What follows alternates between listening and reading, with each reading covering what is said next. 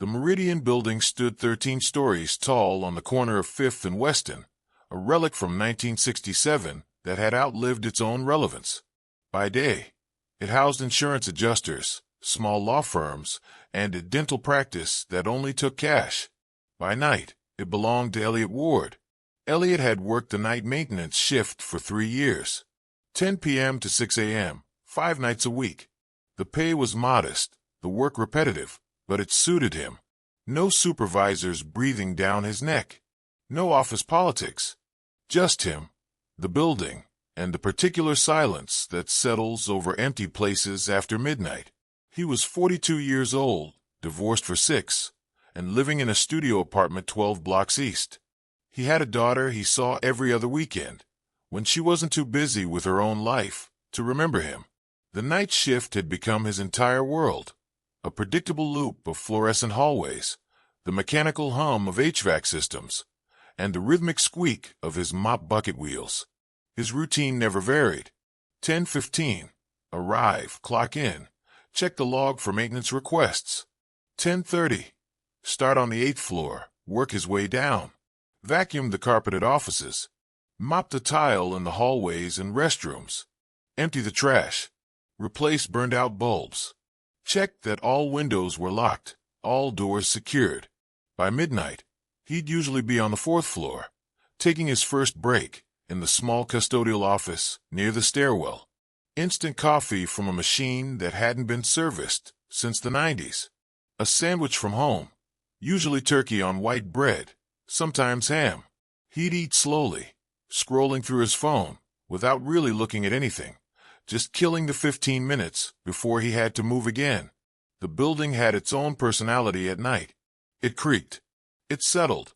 Pipes knocked in the walls when the heating system cycled on. Sometimes a door would drift shut on its own, pushed by air pressure from the ventilation. Elliot had learned all its sounds, could distinguish between the normal groans of an aging structure and the rare anomaly that required attention. He'd come to appreciate the solitude. During the day, the building was full of voices, footsteps, the constant buzz of people trying to justify their existence. At night it was honest. Just steel and concrete and the weight of decades pressing down. It was a Thursday in late October when he first heard it. He'd been mopping the 3rd floor hallway, pushing the bucket along with one hand, his other hand gripping the mop handle. The radio clipped to his belt was playing classic rock at low volume. Company policy required he keep it on, a safety measure, so he could hear emergency announcements. But Elliot usually kept it just loud enough to mask the silence, without actually listening. He paused to wring out the mop, and that's when he heard it. A sound underneath the music. Faint, distant, almost melodic. He turned down the radio. The hallway was silent. Just the faint buzz of the overhead lights and the settling of the building around him. He was about to turn the radio back up when he heard it again. Clearer this time, though still faint, like it was traveling through the walls themselves. Singing. A woman's voice. Soft, almost gentle. No words he could make out, just a melody, rising and falling in a pattern that felt old, like a lullaby or a folk song from another era. Elliot stood still, mop in hand, listening. The sound seemed to be coming from below, from the floor itself, or maybe from the ventilation duct in the wall.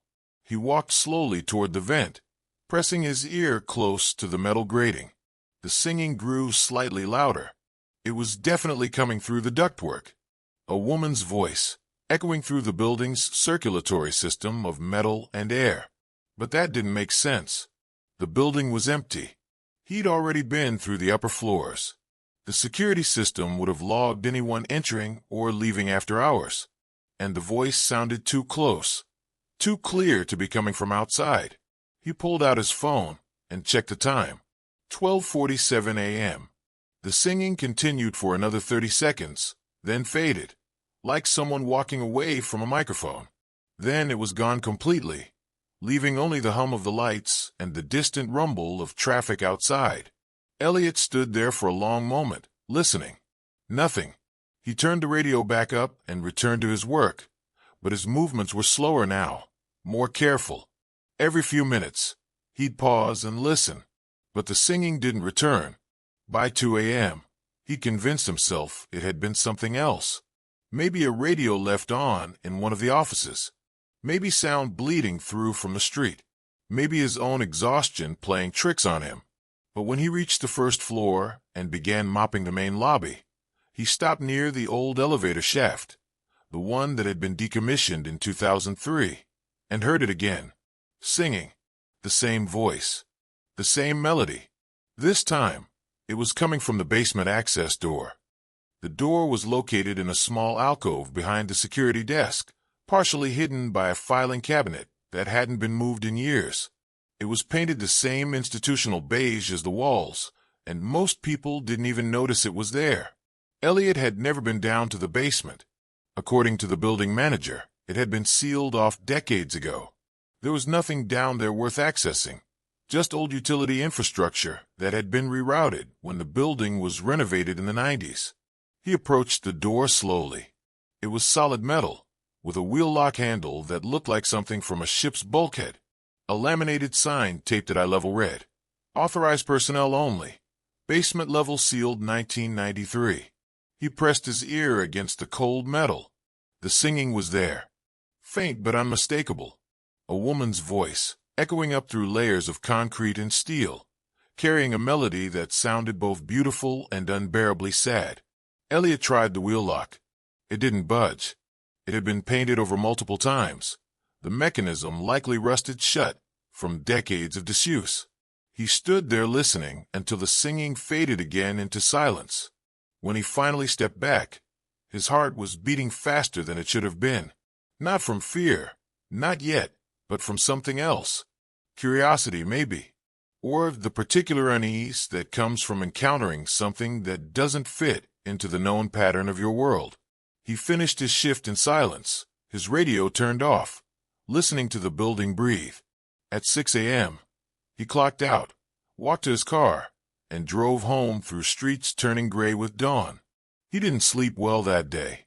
Every time he closed his eyes, he heard the singing, a woman's voice, soft and distant, echoing through metal and stone. Elliot returned to work Friday night with a small digital voice recorder in his pocket. He'd bought it years ago, thinking he might use it to record reminders or notes to himself, but it had sat unused in a drawer. Now, as he clocked in and began his rounds, he kept it close, ready. The building felt different that night, heavier somehow. The air was stale and close despite the ventilation system running at full capacity. As he worked through the upper floors, he found himself listening more than cleaning, pausing every few minutes to stand in silence. The singing didn't come until after midnight. He was on the 5th floor, emptying trash bins in the break room, when he heard it again. The same voice, the same melody, drifting through the walls like smoke. Elliot pulled out the recorder, hit record, and held it up toward the ventilation duct in the wall. The singing continued for nearly a minute this time, long enough for him to catch the pattern of the melody, the way it rose and fell in waves. It sounded like a lullaby, or maybe a hymn. Something old. Something that didn't belong in a mid-century office building. When it stopped, he played back the recording. Static. Just the hiss of the recorder's cheap microphone picking up the ambient hum of the building. No singing. No voice. He rewound and played it again, turning the volume up. Still nothing but static. And then, right at the end, something else. Something that made him go cold. A sound. Distant and distorted, but unmistakable. A scream. Not a singing voice. A scream. Raw and terrified, buried under layers of static, as if it were coming from somewhere far away, or far below. Elliot played it 3 more times to be sure. Each time, the scream was there, faint but undeniable, cutting through the static like a knife. He stopped the playback and stood there in the break room, the recorder heavy in his hand. This wasn't his imagination. This wasn't exhaustion. Something was wrong. He spent the rest of the night trying to find a logical explanation. Maybe there was a radio frequency bleeding through the recorder circuitry. Maybe the building's old wiring was picking up signals from outside. Maybe. But he didn't believe any of it. At 3 a.m., He went down to the first floor and tried the basement door again. It was still locked, the wheel lock still frozen in place. He pressed his ear against the metal and listened. Silence. Then, faintly, almost too quiet to hear, the singing. This time, he could make out a few words. Not English. Something older, maybe Latin or Gaelic. The melody was the same, but now he could hear the texture of the voice. A woman's voice, mid-range, tired but persistent, like someone singing to stay awake, or singing to not be alone. Elliot pulled out his phone and called the building manager's emergency line.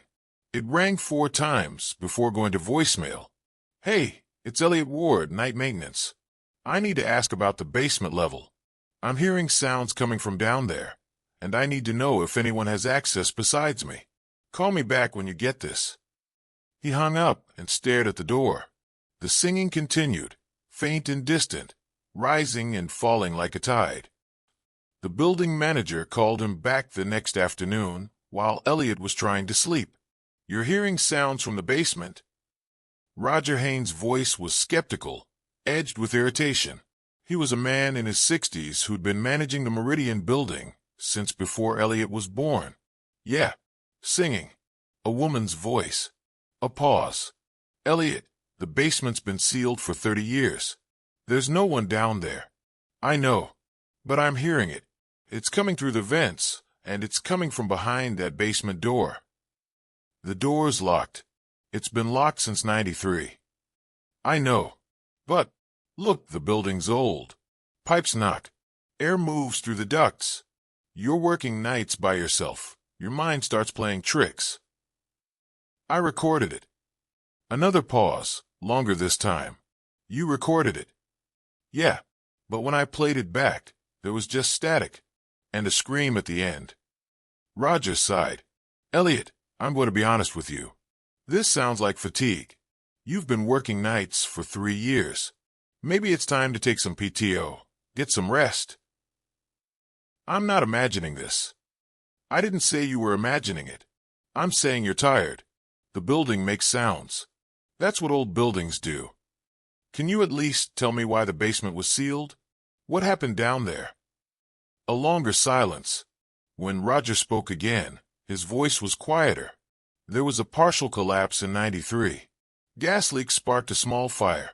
The lower level was damaged, and it wasn't cost-effective to repair it. We rerouted the utilities and sealed it off. That's all. Was anyone hurt? No. It happened overnight. The building was empty. Then why seal it?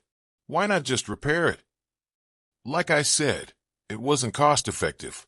Look, Elliot, if you're hearing something, it's probably the HVAC system. Those old ducts run all through the building. They carry sound from outside. Maybe someone's got a radio playing on the street. At midnight. Underground. I don't know what to tell you, Elliot. There's no one in the basement. There can't be.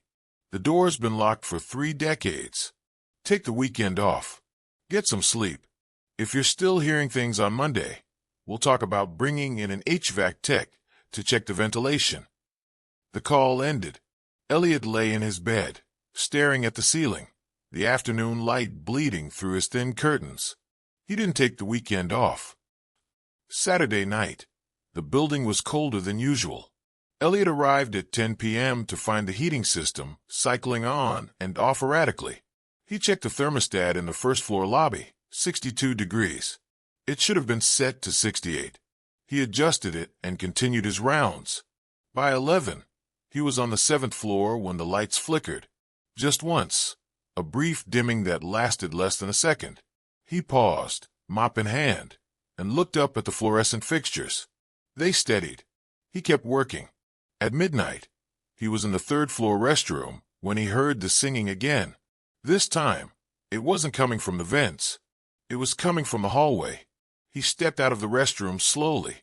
The hallway was empty. Dim overhead lights stretched toward the stairwell at the far end. The singing echoed softly off the walls, sourceless and omnipresent, as if it were coming from the building itself. Elliot walked toward the stairwell. The singing grew slightly louder, though still faint, still distant. When he opened the stairwell door, The sound cut off immediately. The stairwell was silent, just the industrial echo of concrete and metal railings. He descended to the second floor, then the first, checking each landing. Nothing. When he reached the ground floor, he stopped. The basement door was in the alcove behind the security desk, exactly where it had always been. But now, there was something different.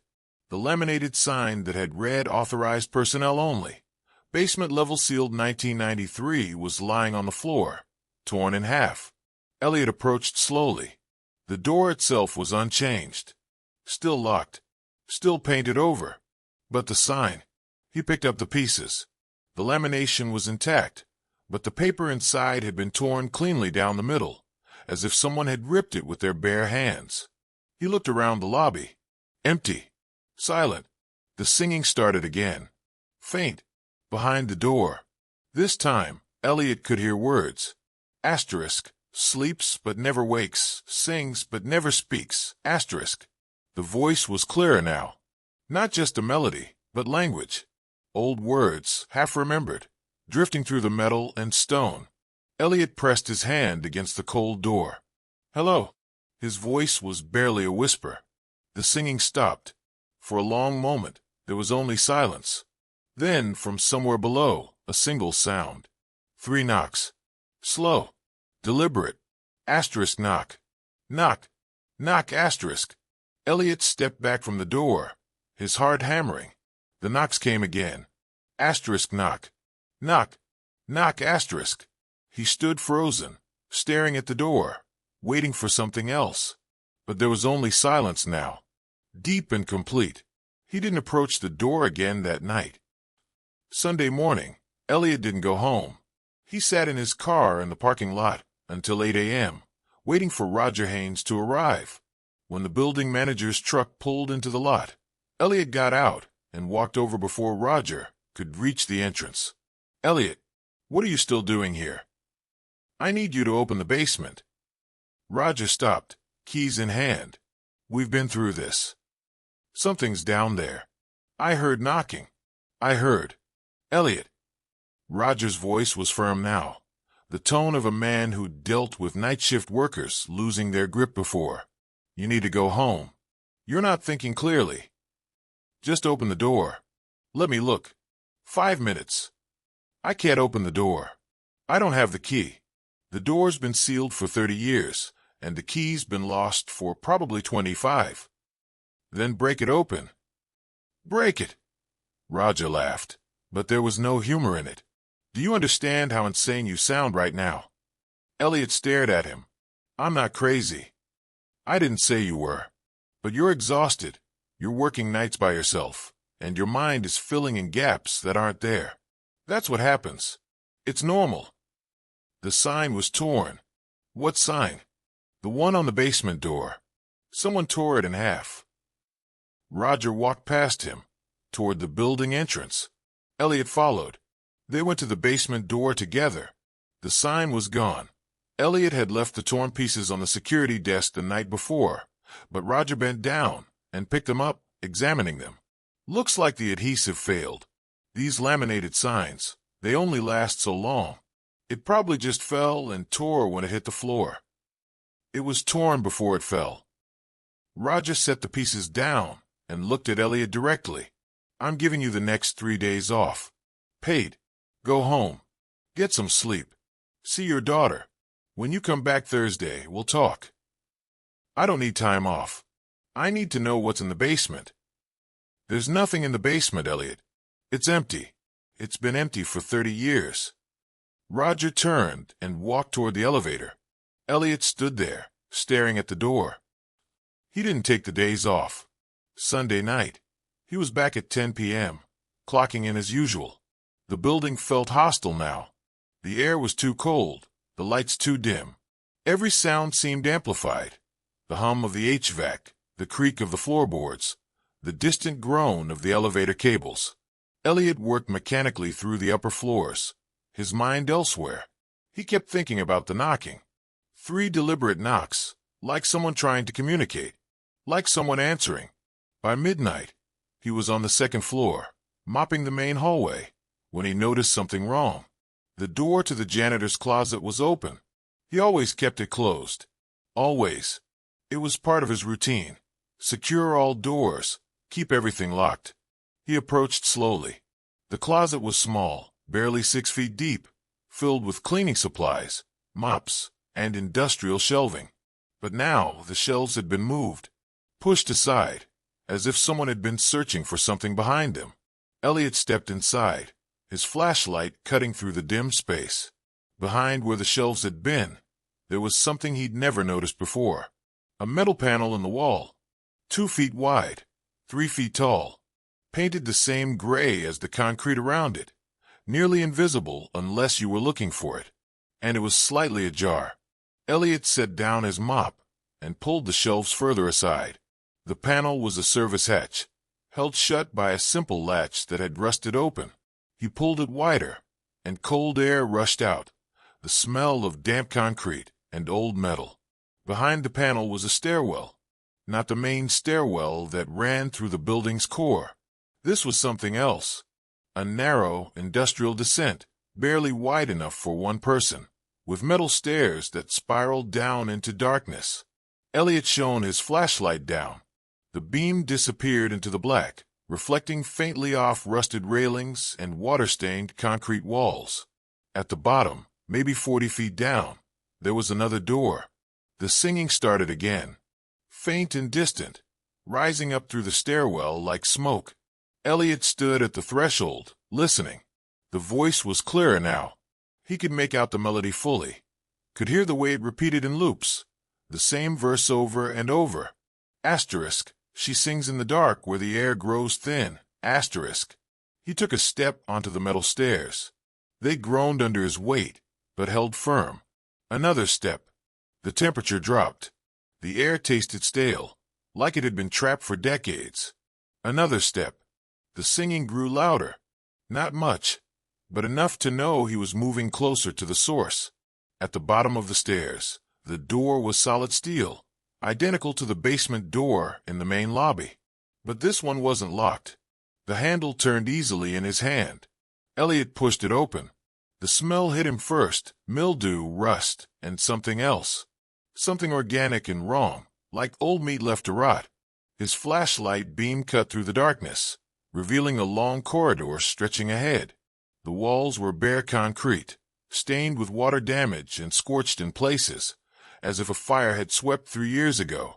Old furniture lined the walls, metal chairs, broken tables, filing cabinets with their drawers hanging open, and everywhere graffiti, not spray paint or tags.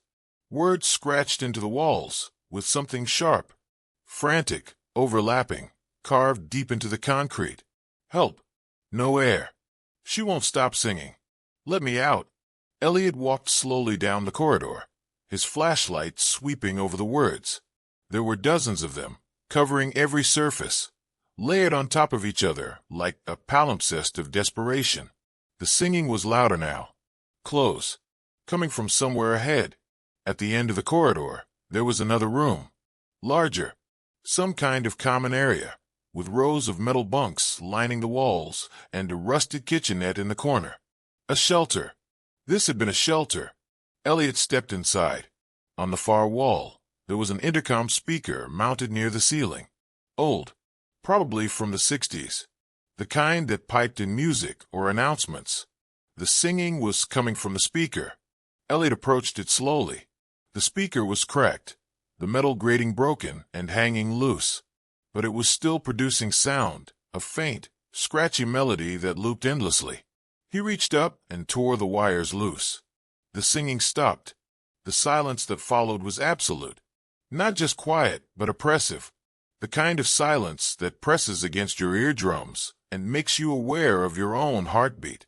Elliot stood there, breathing hard, staring at the dead speaker. Then, from somewhere behind him, the singing started again. Not from the speaker, from the room itself. He spun around. The bunks were empty. The corridor was empty. But the singing was there. Right there. Close enough that he should be able to see the source. A woman's voice, soft and sad, singing the same melody over and over. Asterisk. She sings in the dark where the air grows thin. She sings for the ones who will never leave. Asterisk. Elliot backed toward the corridor, his flashlight beam sweeping wildly across the room. The temperature dropped again. He could see his breath now, misting in the beam of the flashlight. And then, in the far corner of the room, something moved. Not a person. Not exactly. Just a distortion in the darkness, like heat shimmer on asphalt, barely visible even with the flashlight aimed directly at it. The singing grew louder, insistent, desperate. Elliot ran. He bolted back down the corridor, through the steel door, up the spiral staircase. His flashlight bounced wildly, throwing manic shadows on the walls. He burst through the service hatch and into the janitor's closet, slamming the metal panels shut behind him. He stood there gasping, his hands shaking, staring at the closed panel. From the other side, faintly, he could still hear it, the singing, and underneath it, something else. Footsteps. Slow, deliberate, coming up the stairs. Elliot didn't tell anyone what he'd found. He finished his shift mechanically, avoiding the second floor entirely, and clocked out at 6 a.m. without speaking to anyone.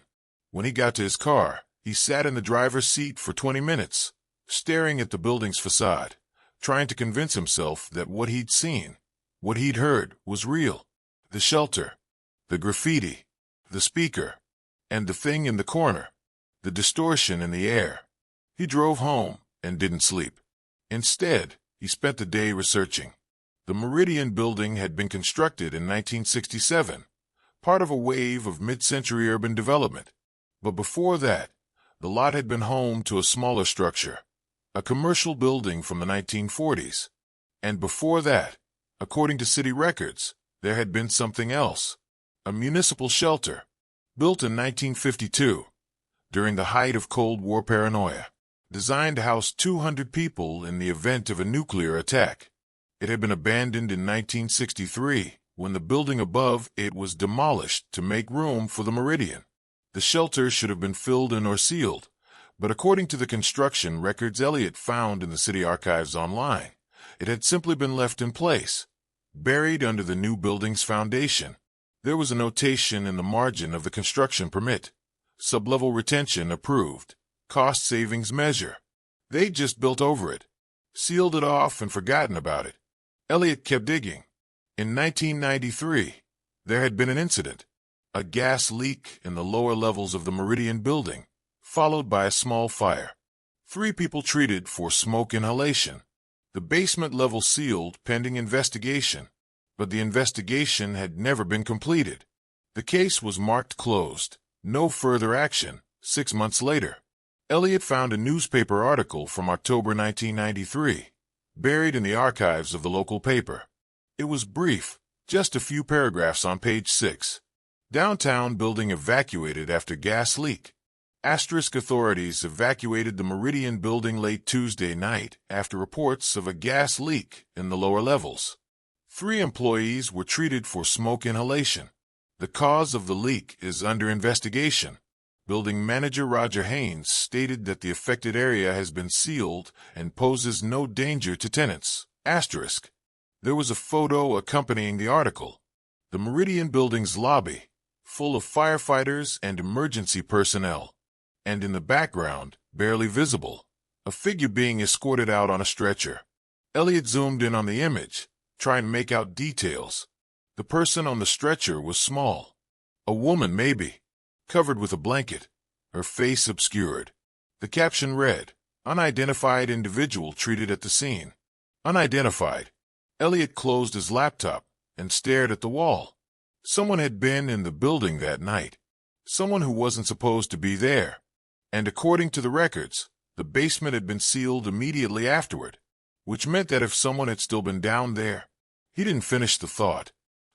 Monday night, Elliot brought a crowbar. He clocked in at 10 p.m., exchanged brief pleasantries with the evening security guard, and began his rounds. But he didn't start on the 8th floor this time. He went straight to the 2nd floor, straight to the janitor's closet. The service hatch was still there, hidden behind the shelves. He pulled the shelves aside and opened the hatch. Cold air rushed out, carrying with it the smell of mildew and something else. Something sweet and rotten. Elliot descended the spiral staircase slowly, his flashlight in one hand, the crowbar in the other. At the bottom, the steel door stood open, exactly as he'd left it. Beyond, the corridor stretched into darkness. He stepped through. The graffiti was still there, carved deep into the concrete walls. But now, in the beam of his flashlight, he noticed something he'd missed before. Dates. Scratched next to some of the messages were dates. October 1993. Over and over again. October 17th, October 18th, October 19th. Someone had been down here for days. Trapped. Carving messages into the walls. Elliot walked slowly down the corridor, reading the words. No one hears me. Air getting thin. She keeps singing. That last one appeared multiple times. She keeps singing, always in the same frantic script. The letters carved so deep they'd scraped through to bare concrete. At the end of the corridor, the common area opened up again. The bunks, the kitchenette, the intercom speaker, still hanging loose where Elliot had torn the wires. But now there was something else. In the center of the room, on the floor, someone had arranged objects in a circle. A metal cup, a flashlight dead, its batteries long corroded, a wristwatch, a single shoe.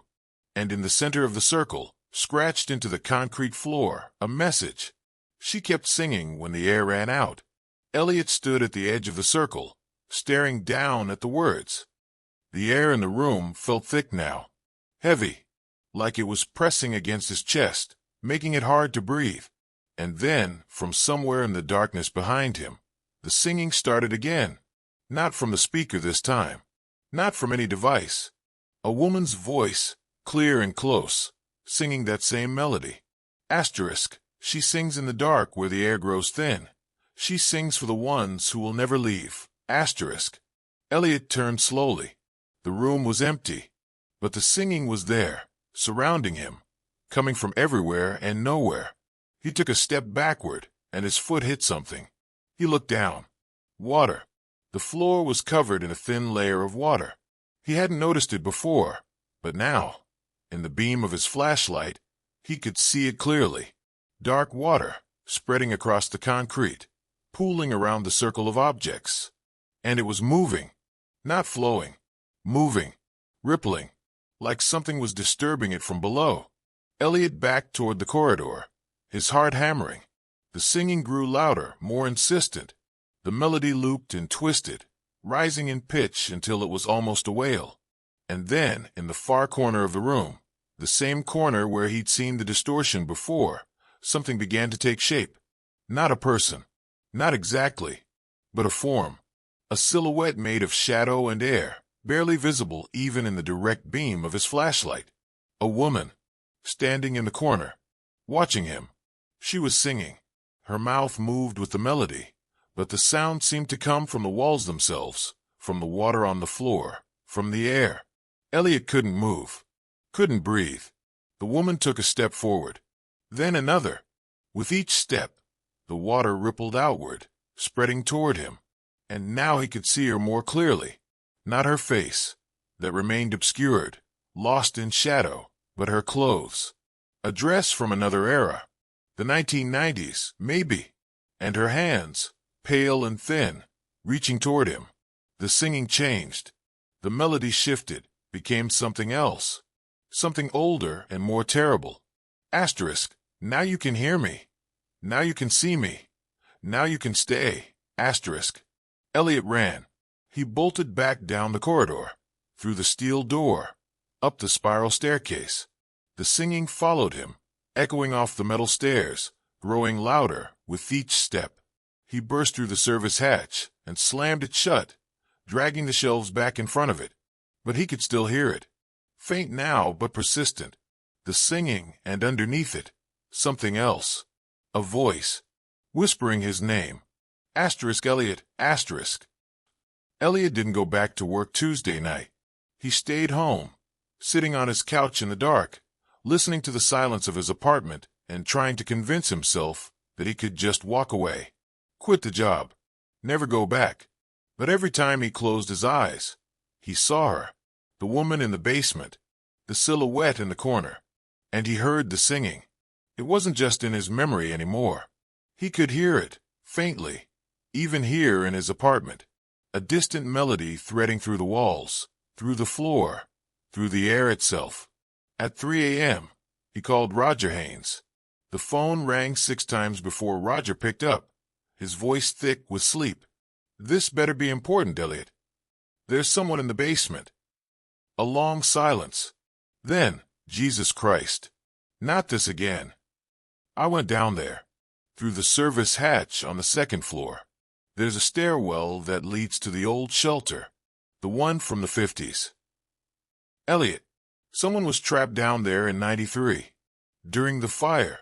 They were trapped, and they died down there, and you sealed the basement knowing they were still inside." Another silence, longer this time. When Roger spoke again, his voice was different, quieter, careful. "What are you talking about?" "The fire in 93. The gas leak. Someone was down there, and you sealed them in. No one was trapped. Everyone got out." "Then who was the person on the stretcher? The unidentified individual?" Roger didn't answer for a long moment. When he finally spoke, his voice was barely above a whisper. "How do you know about that?" "I found the newspaper article. There was someone else in the building that night. Someone you didn't account for." A long exhale on the other end of the line. "Then, she was homeless.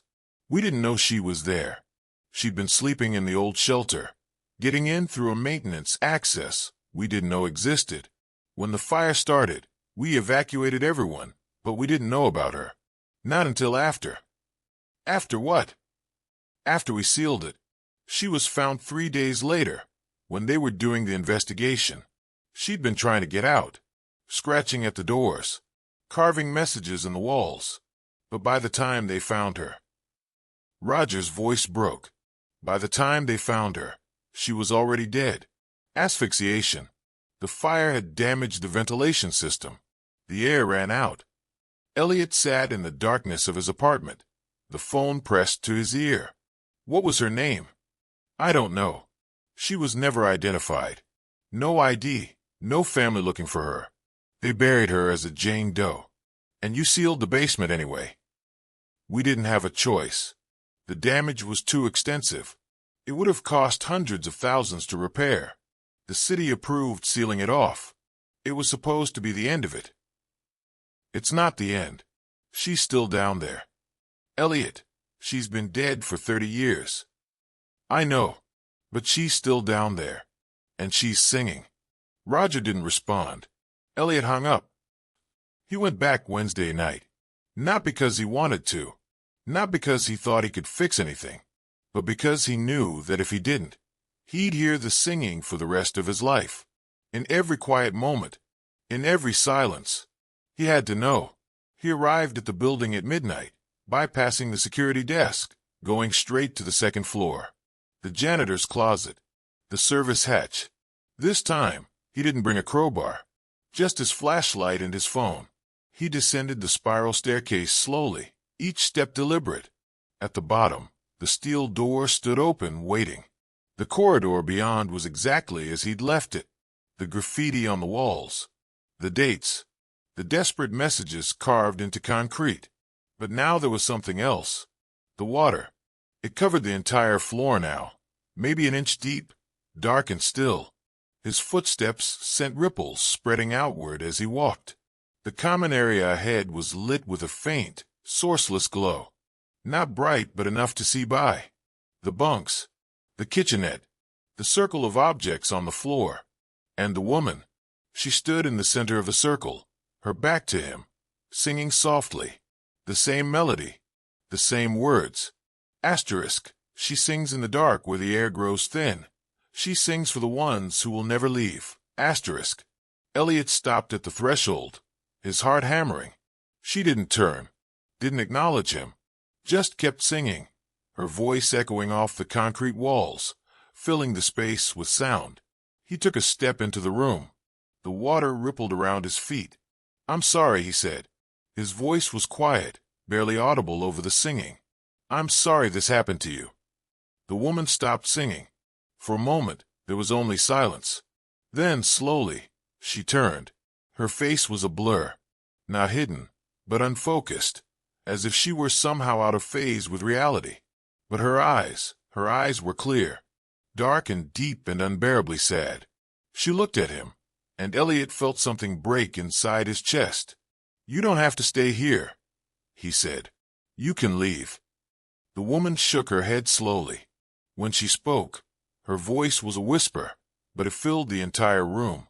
"I tried. The door was locked. The air was gone. I sang so I wouldn't be afraid. I sang until I couldn't breathe. And then I kept singing. That was 30 years ago. It's over now. It's never over. Time doesn't pass here.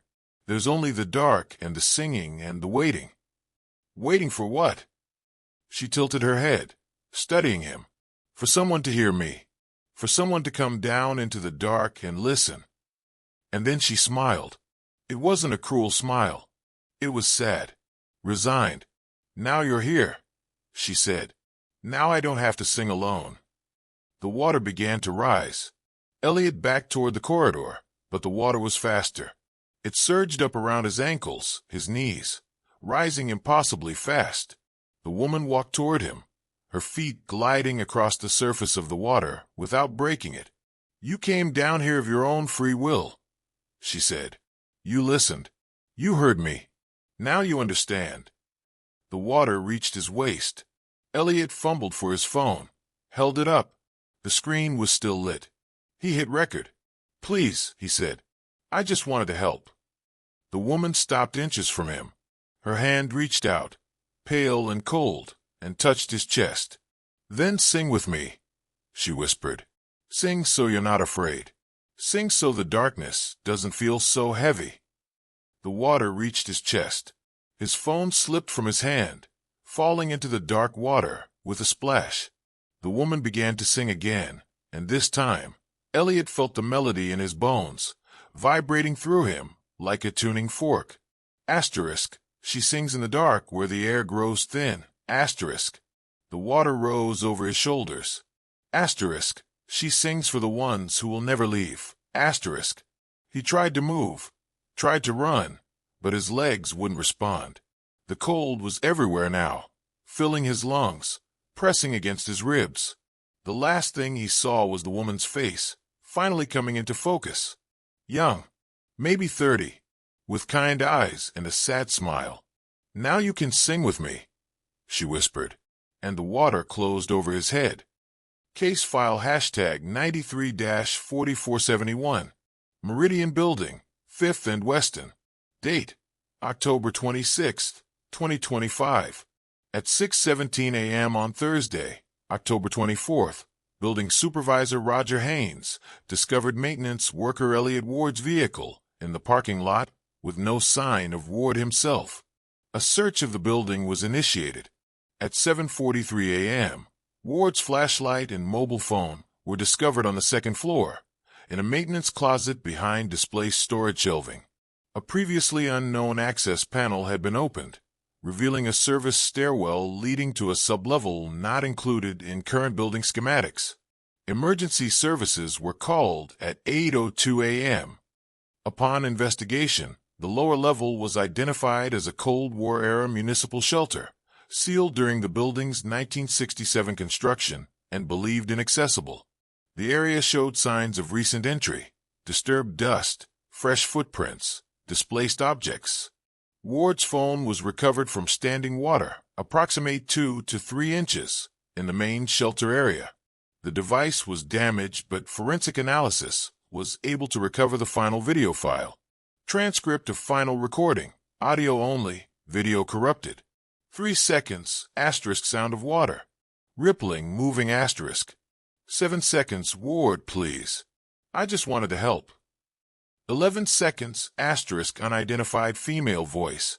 Distant asterisk, then sing with me. 15 seconds, water sounds increase in volume.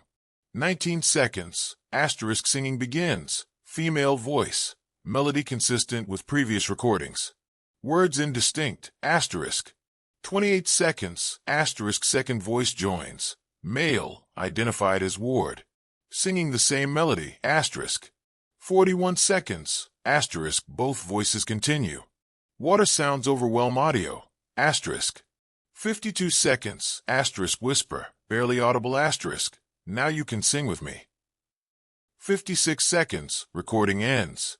Additional findings asterisk. No body was recovered from the lower level. Extensive search of the subbasement revealed no evidence of Ward's presence beyond the second floor access point. Water found in shelter area tested as groundwater seepage, consistent with building's known drainage issues. No explanation for depth or distribution pattern. Building schematics were updated to include shelter level. Area has been permanently sealed per city ordinance. Ward's vehicle, personal effects, and final paycheck remain unclaimed. Technical analysis asterisk. A comprehensive inspection of the subbasement level was conducted by structural engineers and HVAC specialists. Key findings asterisk.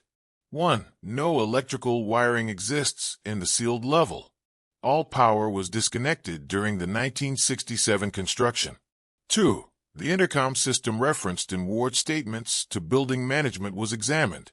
The speaker unit was found to be completely non-functional, with corroded wiring that had not carried current in decades. 3. No audio playback device, radio, or any other sound-generating equipment was discovered in the subbasement. 4. Acoustic testing confirmed that the shelter's concrete construction would prevent sound transmission to upper floors. Ward's reports of hearing singing through ventilation ducts is physically impossible given the building structure. Historical addendum asterisk.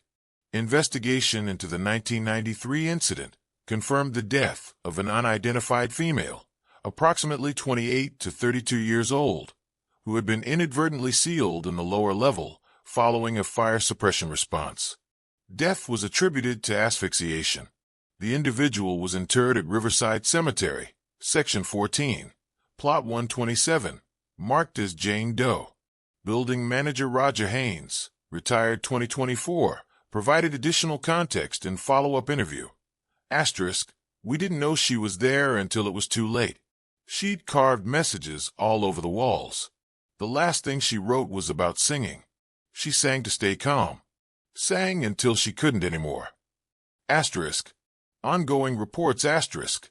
Since Ward's disappearance, 17 separate complaints have been filed by building tenants regarding unusual sounds after hours. October 28th. Tenant on third floor reports hearing singing from air vents, 11:45 p.m. October 31st. Security guard reports hearing two voices singing in harmony from basement area, 1:20 a.m. November 3rd. Cleaning contractor refuses to continue work, citing voices in the walls. November 7th. Multiple tenants report hearing singing, described as a man and woman, singing together. All reports describe the same melody. No source has been identified. The basement access remains sealed. The service hatch on the second floor has been welded shut. Case status unsolved. Investigator notes asterisk. This case defies conventional explanation. Elliot Ward entered a sealed subbasement level and vanished without trace. His final recording contains audio that should not exist, both his voice and an unidentified female voice, singing in an area with no electrical power and no means of sound reproduction. The shelter was designed to hold 200 people in the event of nuclear attack. It was meant to be a refuge. Instead, it became a tomb for at least one person in 1993, and possibly a second in 2025. The singing continues. Late-night workers in the building report hearing it most frequently between midnight and 3 a.m. Always the same melody. Always two voices now, a woman and a man, singing in harmony. Security camera footage from the second floor hallway shows no activity near the sealed service hatch.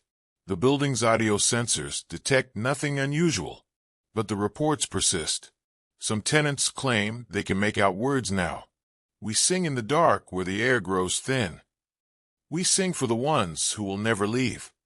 We sing so we're not alone. Final note asterisk. During the preparation of this report, The author conducted a late-night inspection of the second floor. While standing near the sealed service hatch at approximately 1:47 a.m., I heard what I can only describe as singing, faint, distant, but unmistakable. Two voices, male and female. The melody was sorrowful and strangely beautiful. I did not investigate further.